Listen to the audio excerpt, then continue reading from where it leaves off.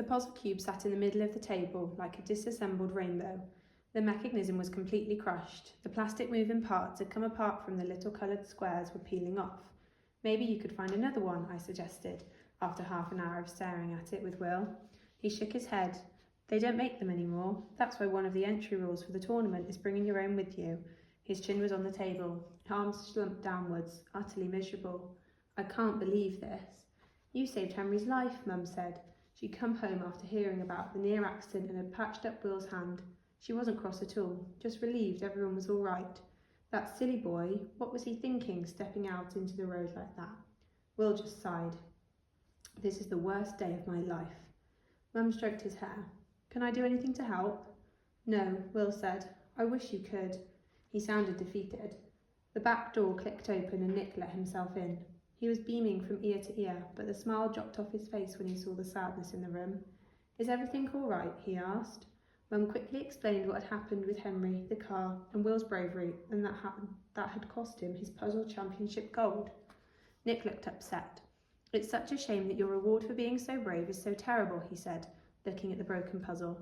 His bright dark eyes flicked over the components, from shattered plastic to twisted mechanism. Very unfair. Do you suppose it could be fixed? No, and definitely not by tomorrow, Will said.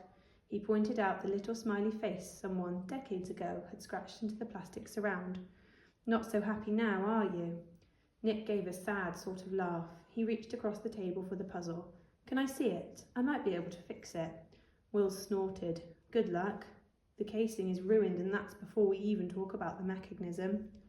Nick lifted the twisted toy and brought it close to his face, frowning as he examined it, like a jeweller looking at a diamond to see how much it might be worth. I've got a lot of experience in the area of fixing toys, he said.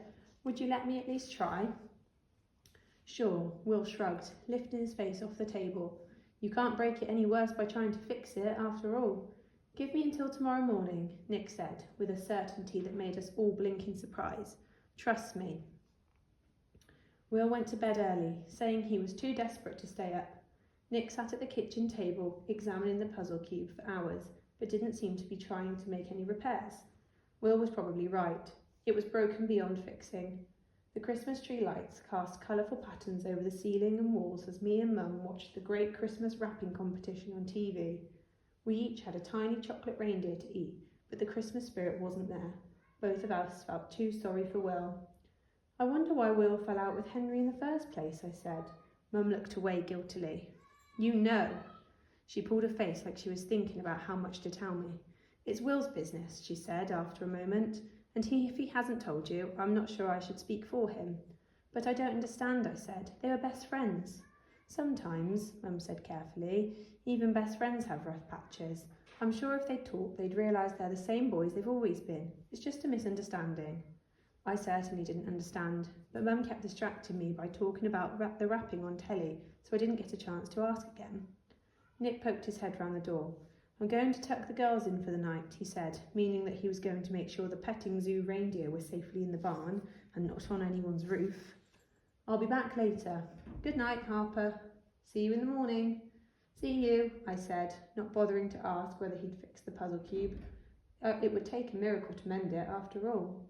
Me and Mum stayed up a little longer until the latest contestant was eliminated from the Christmas wrapping competition, and then it was time for me to go to bed. I walked past the dining table on my way to the stairs. The puzzle cube was gone. Nick must have taken it with him. As I passed Will's room, I gave his door a little pat in sympathy. Maybe things would look better in the morning.